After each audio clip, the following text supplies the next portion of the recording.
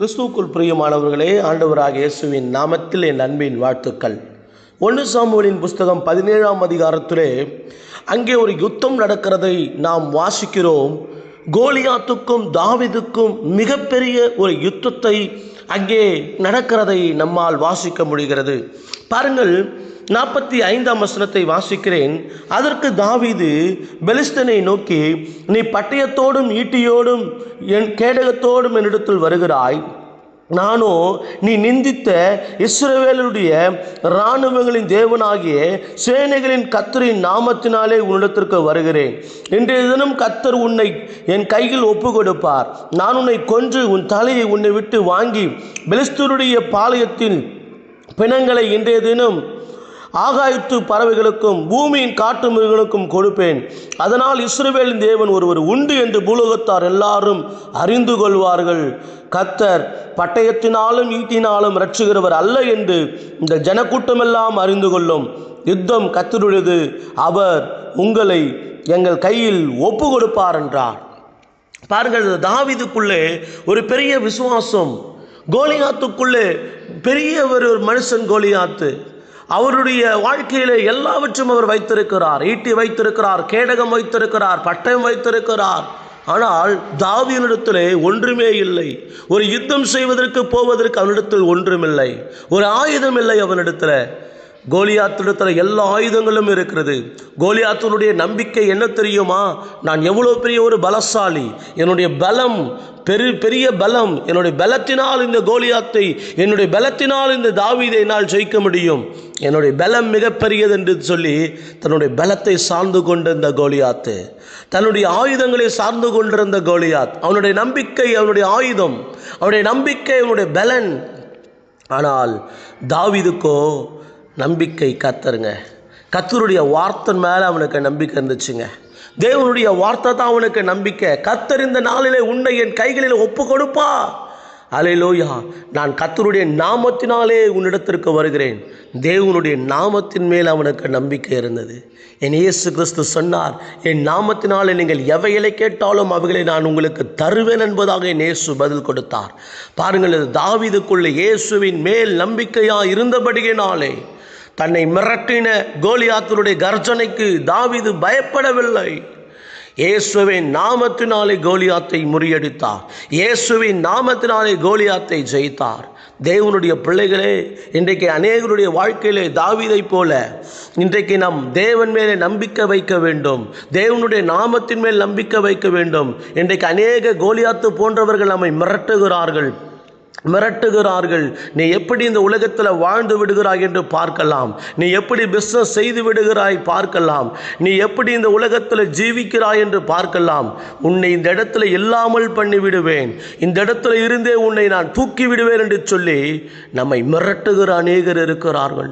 கோலியாத்தை போல மிரட்டுகிறவர்களும் கோலியாத்தை போன்று சவால் விடுகிறவர்களும் நம்முடைய வாழ்க்கையில் இருக்கிறார்கள். அருமையானவர்களே, சவால் விடுகிறவர்களுக்கு முன்பாக நீங்களும் நானும் ஆராதிக்கிற தேவனை முன்பாக வைத்துக்கொண்டு, சங்கீதம் 16:8 வாசிக்கிறோம், கர்த்தரை எப்போதும் எனக்கு முன்பாக வைத்திருக்கிறேன், அவரின் வலது பாரசத்தில் இருக்கிறபடியால் நான் அசைக்கப்படுவதில்லை என்பதாக நீங்கள் கர்த்தர் மேல் நம்பிக்கை வைத்துக்கொண்டு தேவனுடைய வார்த்தையை சார்ந்து கொண்டு உங்களுக்கு சவால் விடுகிறவர்களுக்கு முன்பாக நில்லுங்கள். அருமையானவர்களே, சவால் விடுகிற மனிதர்களுக்கு முன்பாக நில்லுங்கள். அல்லேலூயா. இயேசுவின் நாமத்தினாலே நில்லுங்கள். உங்களுடைய சுய பலத்தினாலே, சுய அறிவினாலே, சுய ஞானத்தினாலே, சுய புத்தியினாலே அல்ல, சுய பணத்தினால் அல்ல, தேவனுடைய நாமத்தினாலே கர்த்தருடைய வார்த்தையை பிடித்துக் கொண்டு தேவனுடைய நாமத்தினால் அவர்களுக்கு எதிர்த்து நில்லுங்கள். வேதம் சொல்லுகிறது, பிசாசுக்கு எதிர்த்து நில்லுங்கள், அவன் உங்களை விட்டு ஓடி போவான் என்பதாக. அல்லேலூயா. இயேசுவின் நாமத்தில் நாம் எதிர்த்து நிற்கும் பொழுது இதோ நமக்கு விரோதமாய் சவால் விட்டவர்கள் ஒன்றுமில்லாதபடி கர்த்தர் நிர்மூலமாக்கி போட வல்லவராக இருக்கிறார். தாவீது சொன்னார், எப்படி சொன்னார் தெரியுமா? யுத்தம் கர்த்தருடையது என்று சொன்னார். அவர் சொன்னார், இது நான் செய்கிற யுத்தம் அல்ல, இது என்னுடைய யுத்தம் அல்ல, யுத்தம் கர்த்தருடையது, கர்த்தர் எனக்காக யுத்தம் செய்வார் என்பதாக தாவீது சொன்னார். அருமையானவர்களே, 100% நாம் தேவனை சார்ந்து கொள்ள வேண்டும். 100% கர்த்தருடைய வார்த்தைகளை சார்ந்து கொள்ள வேண்டும். தேவனுடைய அபிஷேகத்திலே நாம் சார்ந்து கொள்ள வேண்டும். கர்த்தருடைய வல்லமையை நாம் சார்ந்து கொள்ள வேண்டும். அவரை நாம் சார்ந்து கொள்ளும் பொழுது எப்பேற்பட்ட எப்பேற்பட்ட கர்ஜிக்கிற மனிதர்கள் நமக்கு முன்பாக வந்தாலும் அவர்களை கர்த்தர் நம் காலின் கீழாய் போட வல்லவராக இருக்கிறார். பயப்படாதிருங்கள். உங்களுக்கு சவால் விட்ட மனுஷனை பார்த்து பயப்படாதீங்க. எந்த மந்திரவாதமும் உங்களை பண்ணாது. அவர் எவ்வளோ பெரிய ஆஃபீஸராக இருக்கட்டும், ஒன்றும் உங்களை ஒன்றும் அவரால் செய்ய முடியாது. அவர் எப்பேற்பட்ட பதவியில் வேண்டாமானாலும் இருக்கட்டும், உங்களை ஒன்றும் செய்ய முடியாது. ஏனென்றால் சேனைகளின் கர்த்தர் உங்களோடு கூட இருக்கிறார். சேனைகளின் கர்த்தர் உங்களுக்கு அடைக்கலமாய் இருக்கிறார். யாக்கோபின் தேவன் உங்களுக்கு உயர்ந்த அடைக்கலமாய் இருக்கிறார். உங்களை இமைப்பொழுதும் ஒன்றும் செய்யவே முடியாது. அல்லேலூயா. பயப்படாதிருங்கள். அன்றைக்கு தாவீதுக்கு ஜெயத்தை கொடுத்த கர்த்தர், கோலியாத்துக்கு முன்பாக ஜெயத்தை தந்த சேனைகளின் கர்த்தரானவர் உங்களுக்கும் எனக்கும் ஜெயத்தை கொடுத்து உங்களையும் என்னையும் தேவன் வாழ வைப்பார். சவால் விடுத்த மனிதர்களுக்கு முன்பாக நீங்கள் தலை சிறந்தவர்களாக வாழ வைப்பார் தேவன் உங்களுக்காக நான் ஜெபிக்கிறேன். ஆண்டவரே, நன்றியோடு கூடமே துதிக்கிறோம். நீ தந்த நல்ல ஜீவனுள்ள வார்த்தைகளுக்காக நன்றி செலுத்துகிறோம். ஆண்டவரே, இன்றைக்கு அநேகர் தங்களுடைய வாழ்க்கையில் ஆண்டவரே ஸ்தோத்திரிக்கிறோம்.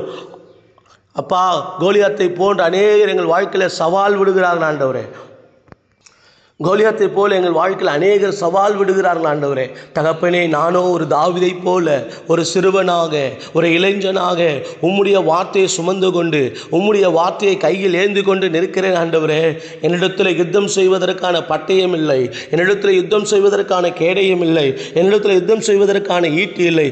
ஆனால் கர்த்தருடைய நாமத்தினாலே உம்முடைய வார்த்தையை நான் கெட்டியாக பிடித்து கொண்டிருக்கிறேன். தகப்பனே, உம்முடைய வார்த்தை என்னை தப்புவிக்கும்படியாய், உம்முடைய வார்த்தை என்னை காப்பாற்றும்படியாய், உம்முடைய வார்த்தை என்னை விடுவிக்கும்படியாய் நான் ஜெபிக்கிறேன். தகப்பனே, நான் உண்மையே சார்ந்திருக்கிறேன் ஐயா. நாங்கள் உண்மையே சார்ந்திருக்கிறோம். ஆண்டவரே, இதோ எங்களுக்கு சவால் விடுத்த மனிதர்களுக்கு முன்பாக எங்கள் தலைகளை கர்த்தர் உயர்த்தும்படியாக நாங்கள் ஜெபிக்கிறோம். ஆண்டவரே, எங்களுக்கு சவால் விடுத்த நபர்களுக்கு முன்பாக எங்களை வாழ்ந்திருக்க பண்ணும்படியாக நாங்கள் ஜெபிக்கிறோம். தகப்பனே, நீர் எங்களை ஒரு நாளும் கைவிடாதரும், ஒருபோதும் எங்களை கைவிடாதரும், ஒருபோதும் எங்களை விட்டு விலகாதரும். தேவனே காப்பாற்றுவீராக, தேவனே கைவிடாதபடி எங்களை நடத்துவீராக.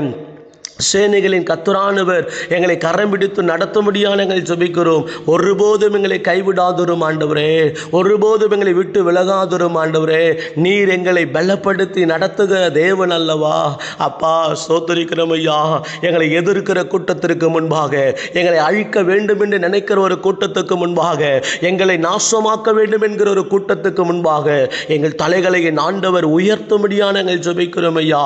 எங்கள் தலைகளை உயர்த்தி எங்களை ஆசீர்வதி நாங்கள் ஜெபிக்கிறோம். தகப்பனே, இயேசுவின் நாமத்தில் உனக்கு விரோதமாய் உருவாக்கப்படும் எந்த ஆயுதமும் வாய்க்காதே போகும் என்று சொன்னீரோ.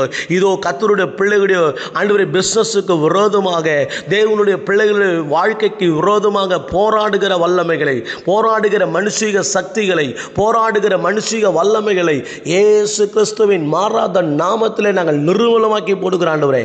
சாத்தானே, உன் கிரியைகளை எடுத்துக்கொண்டு ஓடிப்போ. கர்த்தருடைய தயவுள்ள கரம் எங்கள் மீது இருக்கிறது. கர்த்தருடைய தயவுள்ள கரம் எங்கள் மீது நன்மையாக இருக்கிறபடியினாலே சாத்தானை ஒவ்வொரு தேவனுடைய பிள்ளைகளும் சேதப்படுத்த உனக்கு அதிகாரம் இல்லை. உன் கிரியைகளை எடுத்துக்கொண்டு ஓடிப்போ. இன்றைக்கு உன்னுடைய கர்ஜனைகளை, சவால்களை எல்லாம் கர்த்தர் நாசமாக்கி முறியடித்து போடுகிறார் இயேசுவின் நாமத்தினாலே. கர்த்தருடைய பிள்ளைகள் வாழ்ந்திருப்பார்களாக, கர்த்தருடைய பிள்ளைகள் வாழ்ந்து செழித்திருப்பார்களாக.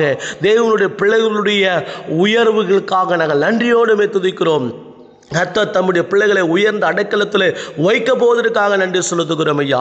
ஓ ரிபாலா ஷீகாலா தூராபா, ஒவ்வொருடைய வாழ்க்கையில காணப்படுகிற யுத்தங்கள் கர்த்தருடையதாய் மாறட்டும். கர்த்தர் ஒவ்வொருவருக்காக யுத்தம் செய்ய முடியாது நாங்கள் ஜெபிக்கிறோம். சேனைகளின் கர்த்தரானவர் யுத்தம் செய்ய முடியாது நாங்கள் ஜெபிக்கிறோம். ஆண்டவரே, யுத்தம் கர்த்தருடையதாய் மாறட்டும். ஆண்டவரே, யுத்தம் கர்த்தருடையதாய் மாறட்டும். யுத்தத்தை நடப்பிக்கிறவர் தேவன். யுத்தம் கர்த்தருடையதாய் மாறட்டும் என்று சொல்லி நாங்கள் பாரத்தோடு கூட ஜெபிக்கிறோம். தகப்பனே, உம்மாலே கூடாத காரியம் ஒன்றுமில்லை ஆண்டவரே. உம்மாலே செய்ய முடியாத அதிசயங்கள் ஒன்றுமில்லை ஆண்டவரே. நீர்தாமே தகப்பனே ஒவ்வொருவருடைய வாழ்க்கையில் அற்புதத்தை செய்ய போவதற்காக ஸ்தோத்திரம். குடும்பத்தில் இருக்கிற பிரச்சனைகளை மாற்றும், வேலை ஸ்தலங்களில் இருக்கிற பிரச்சனைகளை மாற்றும், சுற்றிலும் இருக்கிற எல்லா பிரச்சனைகளை மாற்றும்படியாக நாங்கள் ஜெபிக்கிறோம். கோலியாத்தை போன்ற நபர்கள் எங்கள் வாழ்க்கையில் ஒரு நாள் வரவே கூடாது ஆண்டவரே. ஏசப்பா, ஸ்தோத்திரிக்கிறோம். அன்றைக்கு கோலியாத்தை முறியடித்த தேவன் இன்றைக்கு எங்களுக்கு விரோதமாக இருக்கிற எல்லா கோலியாத்து போன்ற பிரச்சனைகளையும் தேவன் முறியடித்து போடும்படியாக நாங்கள் ஜெபிக்கிறோம். தகப்பனே, ஒருவரையும் கைவிடாதபடி ஒவ்வொருவரையும் நடத்தப் போவதற்காக உமக்கு ஸ்தோத்திரம். இந்த நாள் முழுவதும் கண்ணின் கண்மணி போல பாதுகாத்து ஆசீர்வதிப்பீராக. உம்முடைய தயவுள்ள கரம் ஒவ்வொருவரும் நடத்துவதாக. இயேசுவின் விலையேறப்பட்ட நாமத்தில் ஜெபிக்கிறோம் பிதாவே. ஆமேன், ஆமேன்.